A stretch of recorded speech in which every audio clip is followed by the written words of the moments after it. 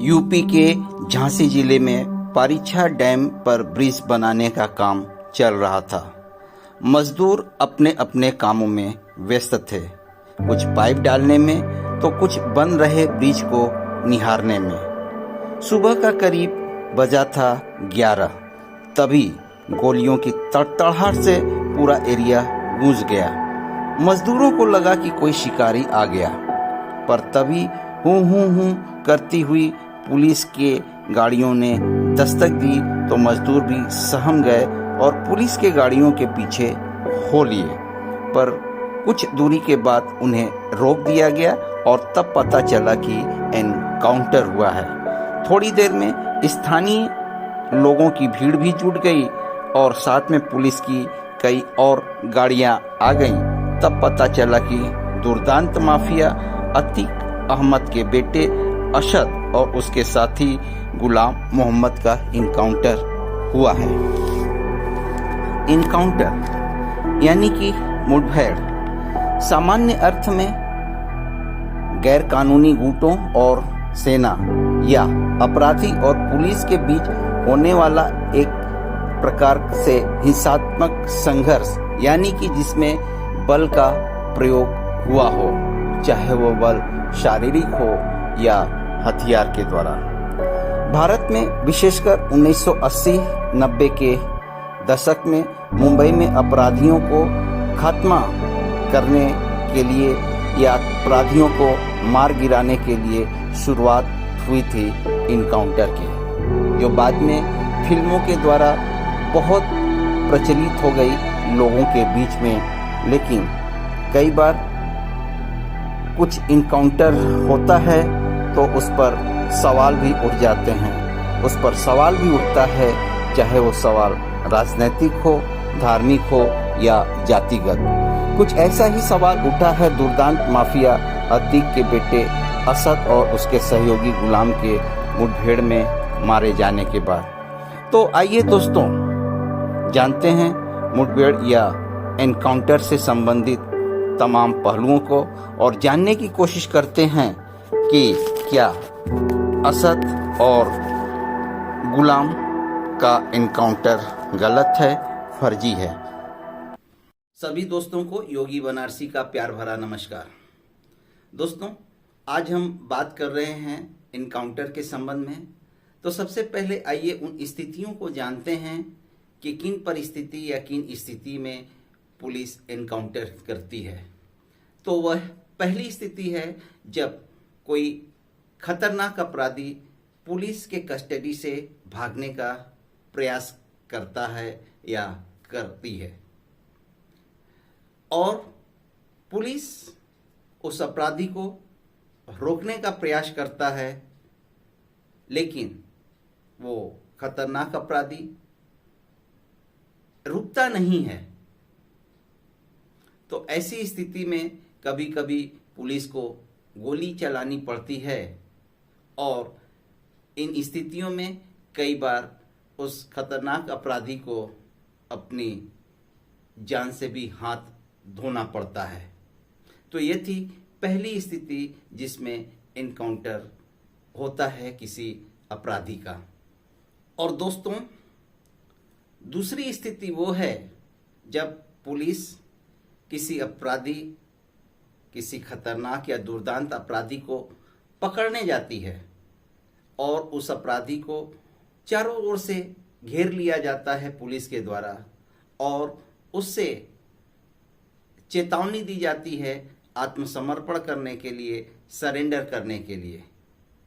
उसे बार बार चेतावनी दी जाती है कि वो आत्मसमर्पण कर दे या सरेंडर कर दे, पर वह अपराधी आत्मसमर्पण नहीं करता है और पुलिस पे गोलियां चलाने लगता है। तो ऐसी स्थिति में पुलिस भी आत्मरक्षार्थ गोली चला सकती है। और पहले तो वो पैर में ही गोली चलाती है ताकि उसे किसी तरीके से घायल करके काबू में किया जा सके, उसे जिंदा पकड़ा जा सके। लेकिन कभी कभी ऐसी स्थितियां आती हैं कि पुलिस वालों को पैर के अलावा अपराधी के शरीर के दूसरे हिस्से में भी गोली चलानी पड़ती है। तो ऐसी स्थिति में कई बार अपराधियों को अपने जान से हाथ धोना पड़ता है, अपने जान को गंवाना पड़ता है और कभी कभी पुलिस वाले भी शहीद होते हैं। तो ये ऐसी दो स्थितियां हैं जिनमें एनकाउंटर होता है। पर आप लोगों को जानकर बड़ा आश्चर्य होगा कि न तो भारतीय संविधान न ही कोई नियम या कानून मुठभेड़ को सही ठहराता है, पर इन नियम कानून में कुछ ऐसे पावर, कुछ ऐसी शक्तियां पुलिस वालों को दी जाती हैं कि कुछ परिस्थितियों में वो मुठभेड़ जैसा, एनकाउंटर जैसा कदम उठा सकते हैं। भारतीय दंड संहिता 1860 के धारा 100 के अनुसार यदि किसी व्यक्ति के दिमाग में ये बात आती है कि उसे किसी के द्वारा उसके शरीर को या शरीर के अंग को किसी प्रकार का नुकसान होने वाला है, तो अपने जीवन के रक्षार्थ अपने अधिकारों का उपयोग कर सकता है। इसी प्रकार भारतीय दंड संहिता 1973 की धारा 46 बहुत ही महत्वपूर्ण है एनकाउंटर के संबंध में, जिसमें किसी भी पुलिस अधिकारी को ये पावर दिया जाता है कि किसी भी दुर्दांत या खतरनाक अपराधी को पकड़ने के लिए वो हर प्रकार के साधन का उपयोग कर सकता है। लेकिन किसी भी पुलिसकर्मी द्वारा किए गए एनकाउंटरों को हमेशा से सही नहीं भी माना जाता है, जिसे हम कहते हैं एक्स्ट्रा जुडिशियल किलिंग, यानी कि अतिरिक्त न्यायिक या कानूनी हत्या, जिसका मतलब हुआ किसी भी न्यायिक अधिकार द्वारा किसी को बिना वैध अधिकार के किसी की जानबूझकर हत्या करना, यानी कि फर्जी एनकाउंटर। भारतीय संविधान का आर्टिकल 141 सर्वोच्च न्यायालय को अधिकार देता है, सर्वोच्च न्यायालय को छूट देता है कि वो नियम और कानून बना सके, जिसका हमने ऊपर जिक्र किया है। साथ ही राष्ट्रीय मानवाधिकार आयोग भी कुछ निर्देश देता है एनकाउंटर के संबंध में। तो आइए जानते हैं कि क्या निर्देश देते हैं मानवाधिकार आयोग। राष्ट्रीय मानवाधिकार आयोग कहता है कि किसी भी पुलिस अधिकारी को किसी का भी जान लेने का कोई अधिकार नहीं है। इसलिए जैसे ही एनकाउंटर का कोई मामला सामने आता है, उस पुलिस थाने के इंचार्ज को तुरंत उस एनकाउंटर के मामले को रजिस्टर में लिख लेना होता है, उसको रजिस्टर में विवरण सहित लिख लेना होता है। अगर किसी एनकाउंटर पर संदेह जताया जाता है तो उस एनकाउंटर की जांच भी की जाती है और इसकी जांच दूसरे थाने की पुलिस टीम के द्वारा या राज्य के सीआईडी टीम के द्वारा किया जाता है।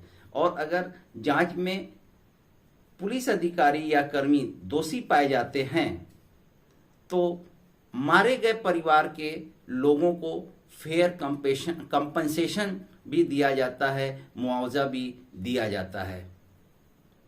सन 2015 में भारत के सर्वोच्च न्यायालय ने एनकाउंटर पर एक गाइडलाइन भी जारी किया था, जिसके अनुसार हर एक एनकाउंटर की जांच होनी चाहिए और ये जांच किसी भी निष्पक्ष या स्वतंत्र एजेंसी द्वारा की जानी चाहिए।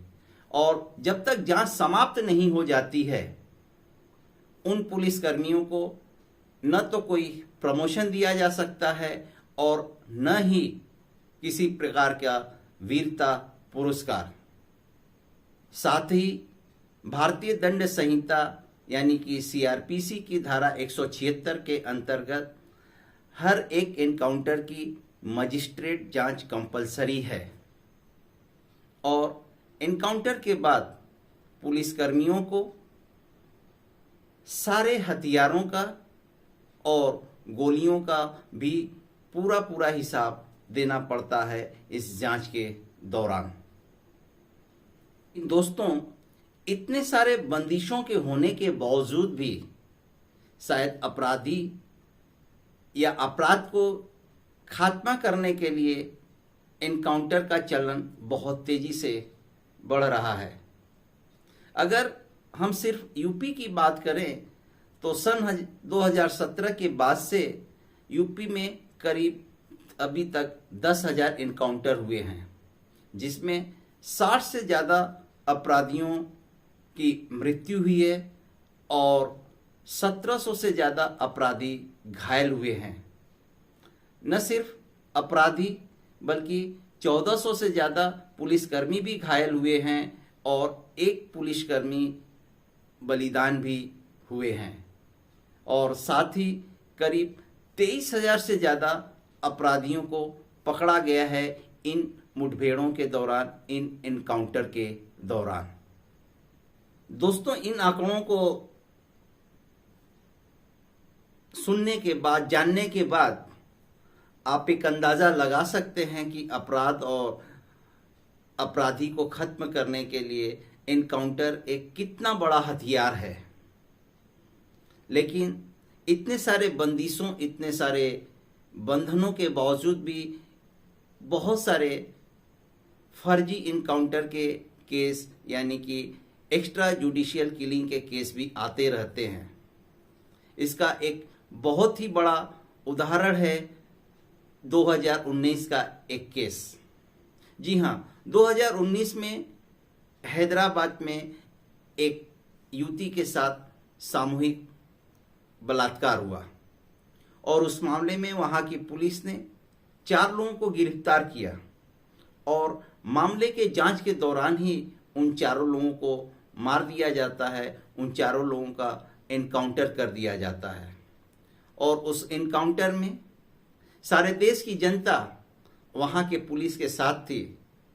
वहाँ के पुलिस का बहुत ही प्रोत्साहित किया सारे देश की जनता ने। देश की जनता खुश थी।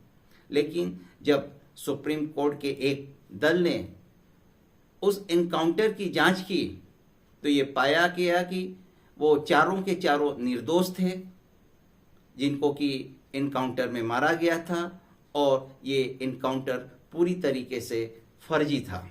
तो दोस्तों, जाने अनजाने में कभी पुलिसकर्मियों के द्वारा भी गलती हो जाती होगी, गलत एनकाउंटर हो जाते होंगे जिसे फर्जी करार दिया जाता हो। लेकिन माफिया डॉन अतीक के पुत्र असद और गुलाम के बारे में, गुलाम के एनकाउंटर के बारे में आप क्या कहना चाहते हैं? क्या लगता है आपको? जिस तरीके से कुछ राजनीतिक दल हल्ला मचा रहे हैं, क्या ये गलत है या सही है? कमेंट बॉक्स में जरूर बताइएगा। और अगर आपको वीडियो पसंद आया हो तो लाइक शेयर भी प्लीज़ ज़रूर कर दीजिएगा और मेरे चैनल पे नए हैं तो प्लीज़ सब्सक्राइब भी ज़रूर कीजिएगा। और फिर मिलते हैं हम लोग एक और नए वीडियो में। तब तक के लिए बहुत बहुत धन्यवाद। जय हिंद, वंदे मातरम।